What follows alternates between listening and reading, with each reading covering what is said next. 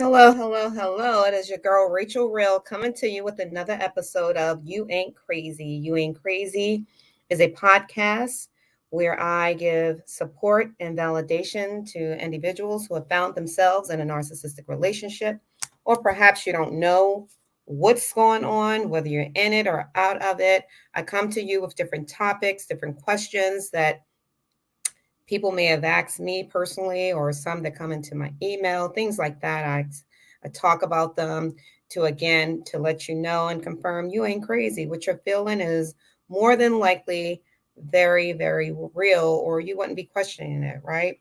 I am a certified life coach slash relationship mediator, helping people to dissolve different issues that they might have in their relationships. You know, some relationships are worth um, keeping, and then some it's the end of the road, and you have to protect your peace. So we're going to get right in it today. I'm new at adding something. I'm not sure if that's going on the bottom or not, the little um let's see, just a little information that usually scrolls at the bottom. But nevertheless, I am a relationship coach, just like I said, and I'm not a psychiatrist, psychologist, anything like that. I give you my perspective on these topics, as well as my personal experience and some experiences of others. And like I said, there will be some, every now and again, I get questions that come into my email from the site Quora. People give their responses to them. I do the same. And now I've kind of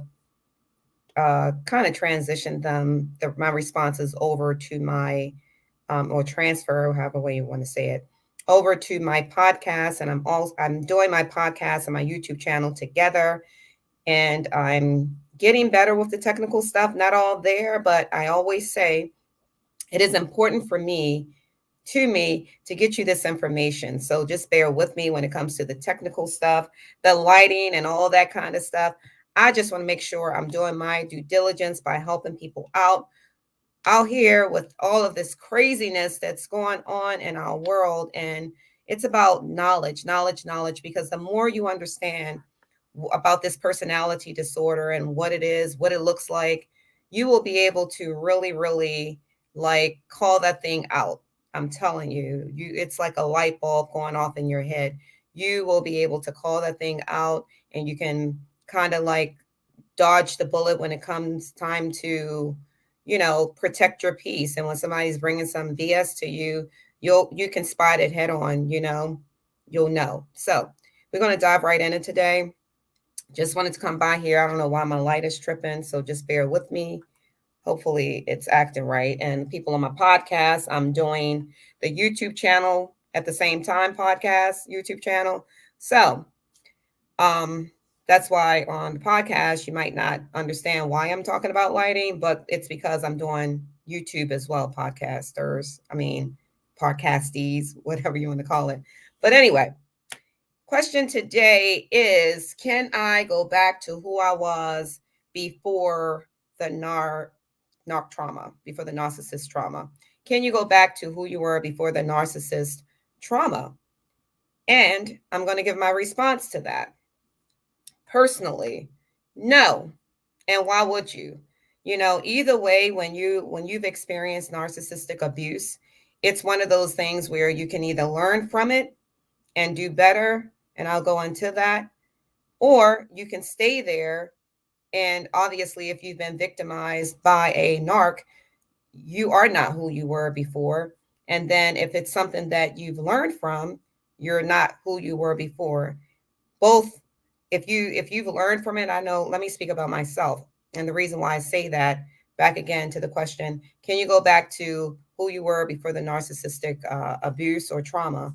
And I will say, for me, I definitely don't want to go back to who I was before the narcissistic abuse, because I didn't know anything about this stuff.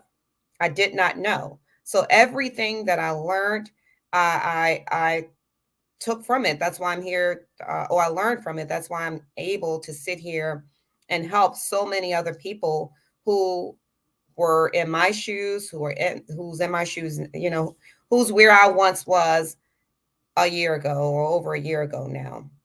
It's one of those things where I didn't know anything about love bomb and I'm taking people at face value.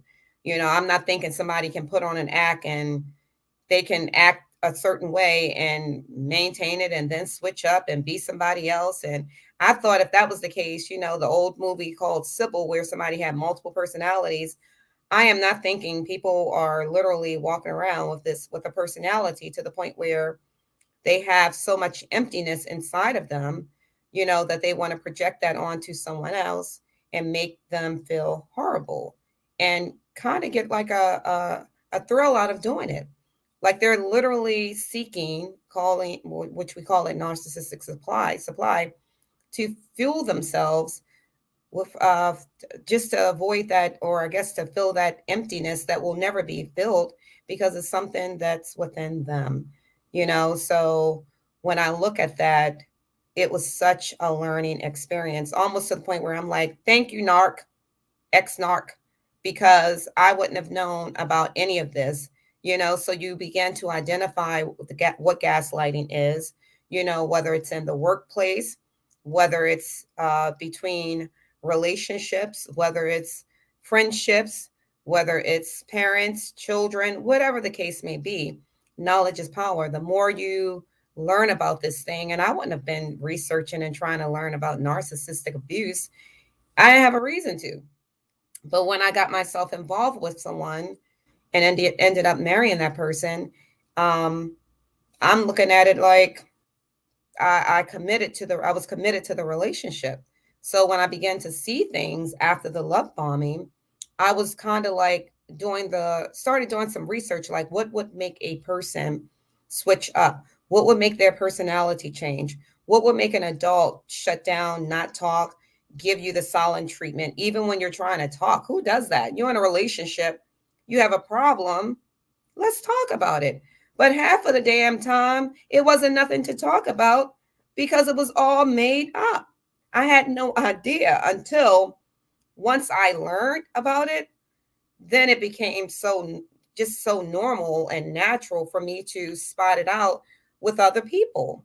Oh, and not to call everybody a narcissist, but you really just get out of that codependency stage, where you're just making an excuse for people behavior, or that just kind of like, and I'm having like brain freeze right now, but it's just one of those things where you no longer give people excuses and you call it out. People will show you who they are. Call a thing a thing. If somebody's sitting up there and what is cognitive dissonance? That's what I was thinking of. Cognitive dissonance. Like just making an excuse when you're seeing stuff, knowing full well it doesn't even make sense. Like the crime does not fit the punishment. Why are you not talking? And you got to keep asking somebody you're in a relationship with and you're grown, full grown adult. And you got to say, why you quiet? Why you're not talking? Why you're mad? The majority of the times you don't even know why they are mad. So it's like for me, I had to do the research, and mine had a drinking issue as well. I was given a pass to that because I felt like, oh, he's going through something. This is why he drank. It took the pandemic for me to see, no, you really have a problem because I'm around you more.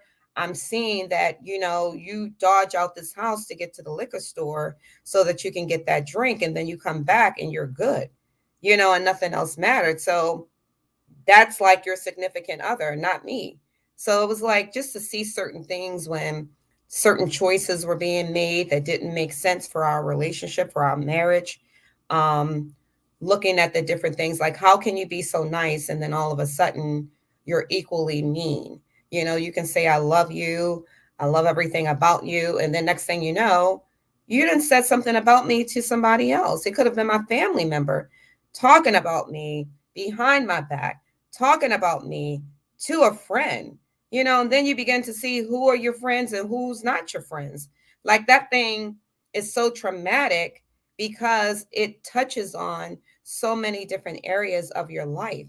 And what a narcissist will do is try to they will isolate you have until their mission is accomplished. They will keep trying to cause issues between relationships, people who you once got along with. And then next thing you know, you're like, look, I'm going to back up. I'm not going to be friends with that person anymore. Let me focus on my relationship with the narcissist. The narcissist knows exactly what they're doing because after you've done that to all of these people, they're like, great, I got them now. So they're going to go to those people and befriend them. So that's one of the reasons why, again, when with this question that came from Cora, um, can I go back to who I was before the narcissist? You're going to be stronger if you allow yourself to put in the work. You're going to be so much stronger. You're going to be better than you were before. And that's what you want. You want to be better because you're going to be the narcissist got in there in the first place because 9 times out of 10, you were broken. You were vulnerable. You were an empath like me. I can speak for me.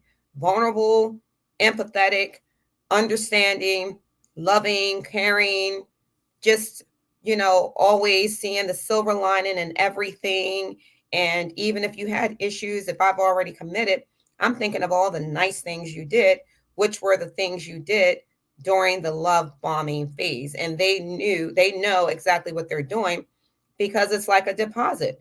They're doing all of these nice things because they know when they're ready to screw you over, devalue you, they can say, see what I did? So it's all mind games. And when you can conquer that and get past that, why would you even want to go back? I know I'm much more knowledgeable now. I'm much more stronger. I protect my peace. I'm not taking no BS from nobody. I'm not lowering my standards. I set boundaries now. My no means no. Some things just aren't up for negotiating or compromise. Everything is not a compromise in a relationship when someone's mistreating you, when someone is betraying you, when someone is lying on you, lying to you, cheating on you, stabbing you in the back. Any of those toxic things are not up for compromise or negotiations. It ain't. So, why would you even want to go back? You know, take that whole experience, which is why you can forgive. Because for me, I'm like, thank you, Narc, because I learned. I know so much more. I even dug deeper to gain more knowledge so that I can help other people. I became a certified life coach so that I can help other people because no one can help you more than a person who's actually gone through it. You've lived it and you survived it. Now you can help other people. So I say to that answer, no, you don't even want to. You never will, but it's a good thing if you will allow it to be because you've learned from it, hopefully. Now, the other side is if you have been traumatized and you stay in a victimized state, you keep that victim mentality, then again, you're still not going to be the same because, again, you've been traumatized. You might have PTSD. You might have, just you might be angry, short tempered now. You may have picked up some of those traits. So you got to get yourself some help because, again, 9 times out of 10, you weren't that person before and now you've become that. So if that is the case, you're going to have to get you some help. And when you get yourself some help, you're going to be on the side with those of us who are thrivers, who learn from the experience. So I say to that question, will I ever be will I ever go back to who I was before the trauma or before narcissistic abuse? And that answer is no, but let it be a good thing to you, like it is to me and the other survivors and thrivers. I don't want to be the Rachel I was before narcissistic abuse because I am so much sharper now. I thought I was sharp then, but I ain't know nothing about somebody coming in with two faces and trying to make you think you crazy. I ain't know nothing about that. Now I do. And I can look back and like, oh my gosh, like I'm so vigilant now, like hyper vigilant, because I'm like, okay, there are so many people out here with this personality disorder. And if they're sitting there waiting for somebody to diagnose these folks, you're going to be waiting until you're blue in the face. You got to do your own research.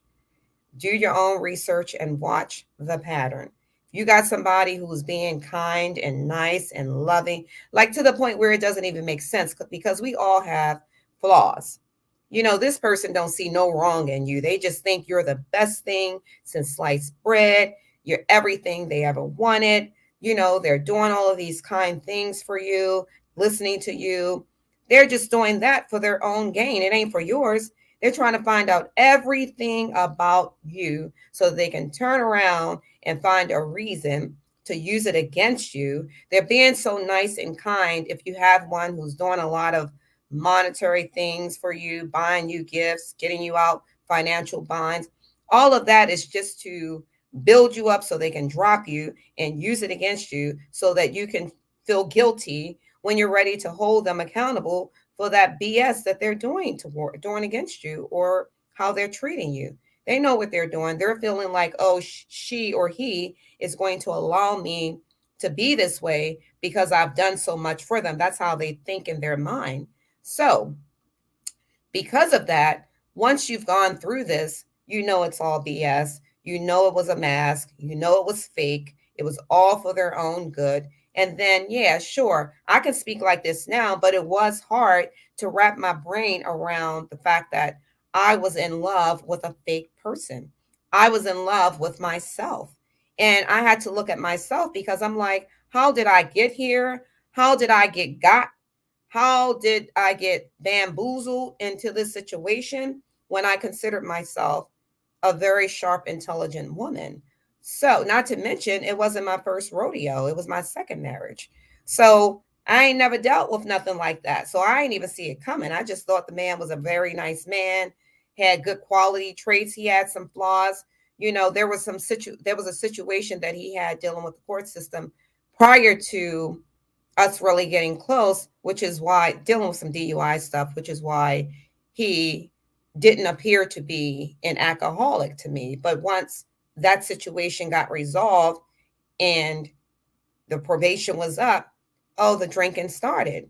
And then it got heavier and heavier and heavier. It wasn't nothing new. I'm sure he did all of that before I came in the picture. All of his friends and family, they knew. People know how these people are who knew them before you. So again, my head goes off to the narc because again, I learned from it. I'm much sharper. I'm out here helping other people. And I wouldn't dare be able to do this had I not gone through it. So I say to you, those of you who are still struggling, trying to just regain your self-esteem, your confidence, your motivation, anything that you lost, because I'm sure if you're really involved with a narcissist, you have lost some stuff. Be honest with yourself, whether it's confidence, self-esteem, friendships, money, jobs. You've lost some things if you've been involved with a narcissist because they will suck every piece of energy and life you have in you. They ain't going to stop until they do it. You got to be the one to be like, look, no more, no more. Because even if they discard you, they'll hoover you back in if they feel they can. And then if you discard them, you might deal with guilt like I did and went back numerous times, divorced him, married him again, all kinds of stuff. So I felt like I was losing my mind. So the most I could do was remove myself, go no contact. I don't want to see you. I don't want to talk to you. I don't want anything to do with you, not in a bad way, but I took that energy and put it on myself. I'm focusing on Rachel right now. Everything was about me for that year because I had to do some serious soul searching to be like, how did I end up here? Bump him. Now that I understand his disorder, his personality disorder, let me find out what was going on with me that even allowed me to think that any of that behavior I accepted was okay. And then I had to forgive myself. I had to stop beating myself up and give myself credit that I finally came to reality and got out of there. So I'm here to help you guys to do the same thing. Again, those of you who are experiencing narcissistic abuse and you're still struggling, like, okay, am I going to go back, to how I once was? You don't want to go back to how you once was. You don't want that because that's how the narcissist got in there. You want to be stronger. You want to be wiser. You want to be better. You want to be able to call this thing out so you don't get yourself involved with another one. So take the experience that you have experienced, learn from it, and use it as a stepping stone to the next level, because that's where you are now. You are at the next level. If you, or those of you who are not and you're still struggling, you'll get to the next level. So that person who asked that question, and Cora, it's, should you come across my video or podcast, use that as, you don't want, and those of you who have the same question, you don't want to go back to who you were before your trauma with the narcissist. You don't want to go back to who you were with any trauma that you've gone through, because if you've gone through something and you've lived through it, that old, or the saying that we've heard before, what doesn't kill you will make you stronger. So who wants to go back into a burning house? You don't want that, and when you're involved with a narcissist, that's like a burn in hell. It's like going into a burning house. Why would I want to go back there? And whatever led me to run into a burning house, why would I want to be her again? No, I don't want to be her again. I want to be the she who I am now. That's who I want to be. I want to be who I am now and more, learning more, just being that there's so much knowledge, that I've gained just from that experience, because I would have been green, call it naive, whatever, at 52 years old, not knowing, because you are not going to know something if you don't experience it. So, as a Christian and me wanting God to use me, I feel that that was a situation that I had to go through. So, again, you learn to forgive, you learn to move on, because it's not about the narcissist, it's about you. You have to think enough about yourself to say, if you're still in it, to say, no more. No more will I accept someone mistreating me, abusing me. I will never go back to that place again. And that's who you were before the trauma, someone who allowed someone to do something to you, especially if you have control over it. I'm referring to situations where you had control over that, but you thought more of them than you did yourself.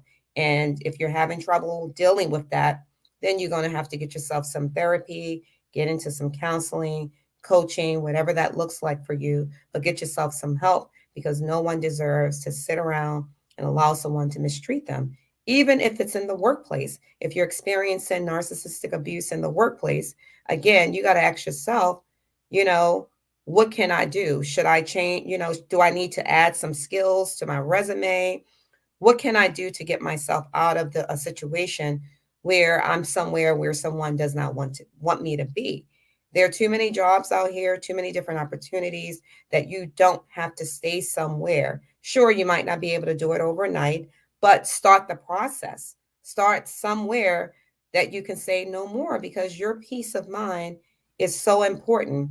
Without it, you'll be all over the place. So I'm going to wrap this up now. I've been talking long enough. And back to the question, I keep looking over here because it's on my notes. Can you go back to who you were before the narcissistic trauma or abuse? And my answer is, you don't want to, and no, you will never go back to who you were, he or she, prior to that. But that's a good thing. Okay, it's a really, really good thing, because now you're more intelligent, you have more self-awareness about yourself. You have, like, you just had to dig deep because of that experience, about learning more about yourself and just getting wiser and regaining your power and your strength to never ever allow anyone to mistreat you, abuse you, take advantage of you ever, ever again. I love you much. Your girl Rachel Real is out. Peace and blessings to you. Bye.